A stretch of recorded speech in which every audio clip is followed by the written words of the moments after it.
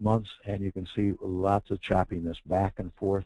We don't really have the good long-term trend trading that we might like to see if we were to trade a market that, like we would like to trade it from a trend trading type of style. But we have to deal with what the market gives us. It doesn't give us a lot of choice as to what it's going to do, and so we have to go with what the market gives us.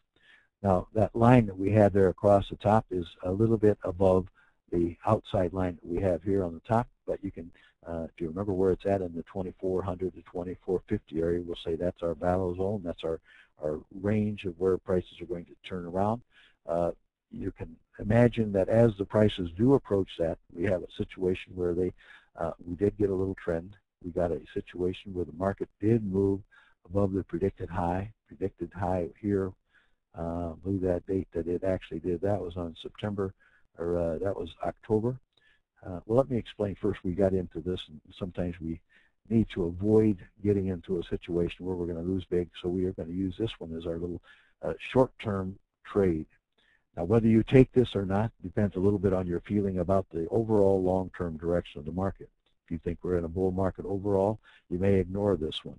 If you think that you want to take advantage of the shorter swings, that's another possibility you can do. This case here, September 28th. Let's take away a couple arrows here. September 28th, this one right here, the predicted low was 22.22. Take 40 away from that, that means we would be sellers at 21.82. And on board that little short-term downtrend that we had there. It didn't happen until we had after that next day, but at 21.82, we can write it down a little ways, and as the market then goes down into this period right here, this October 4th predicted high, when it gets to that point and starts to move 20 points above that predicted high, that means we exit this position, we exit the long position that we had right here, that we took advantage of this little downtrend, and we get ready then to kind of not reverse it on the same trade, but to kind of take a look at the next long possibility, assuming that the trend that we're trying to catch is going to be a long trade.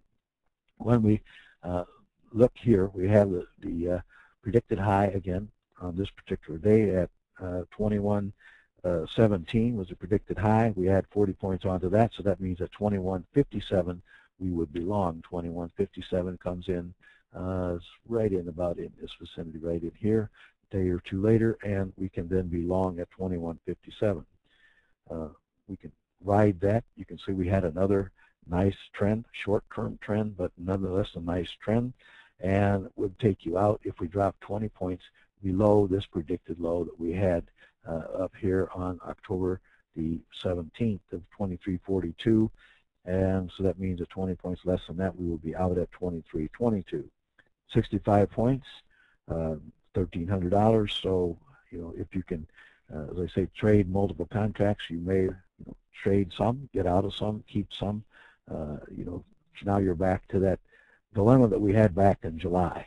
What are we going to do? Are we going to try to take another trade in this situation here? Because you know that what happens when you get in after a short-term trend, quite often you have kind of a flat line, kind of a sideways, back and forth, choppy type of situation.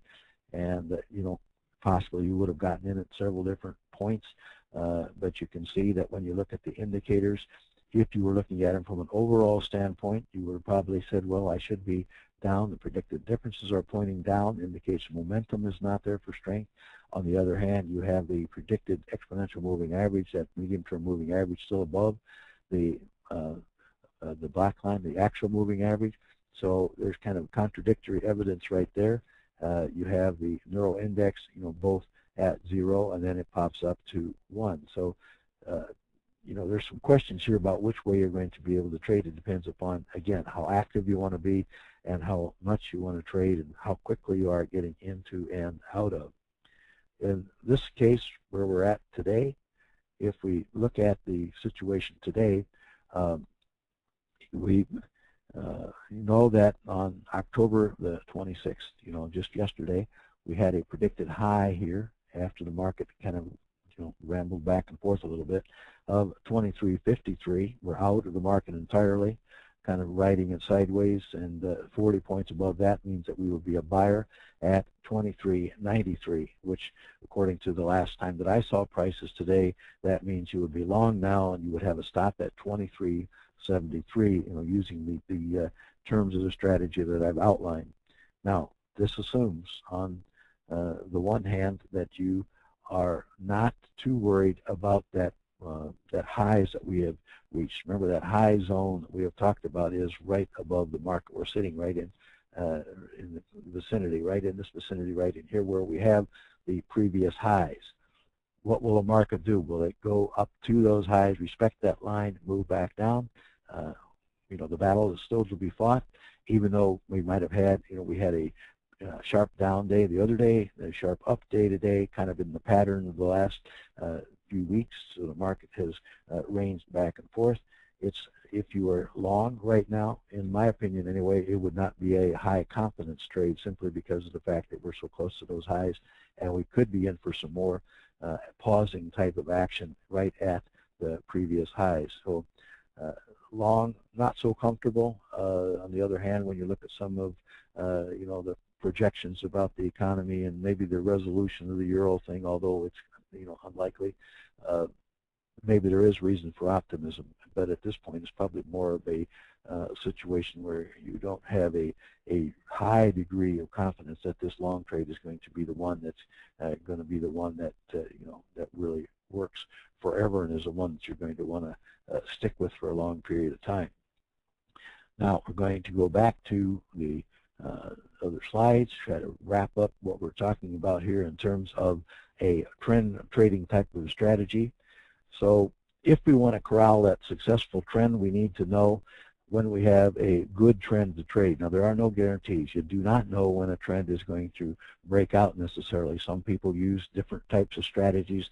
Some will say that it must be above the high of the previous 20 days or whatever criteria before it indicates an uptrend, or below the low of the previous 30 days, whatever, to be a downtrend. There are some different ways to do this, but using the indicators that we outlined here with the predicted highs and lows can get you into the market on a shorter term basis, but on a more active basis that does entail more risk, but also enables the possibility of getting out without a great deal of damage by taking a loss, the first loss when it comes around. If you're looking for that successful trend, you cannot ignore what the whole climate is in the market. You need to know the environment that the market is trading in.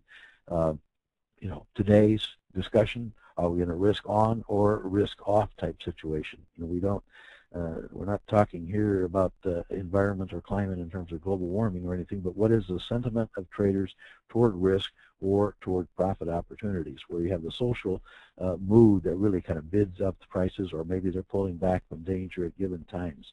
I mentioned the situation with the euro. Today's indication of a potential resolution of the euro debt situation with Greece, just really reinforces the idea that you must look at inter-market analysis, because all the markets are kind of seeming to work together. The dollar is going down sharply, and everything else seems to be going to the upside. So you have to be aware of the whole climate and of what the whole market is doing. If you have time, and you could look at the TraderPlanet.com website, look at the column that the news item that in the newsletter there that Kevin Columbus wrote today. Where he talks about the various crises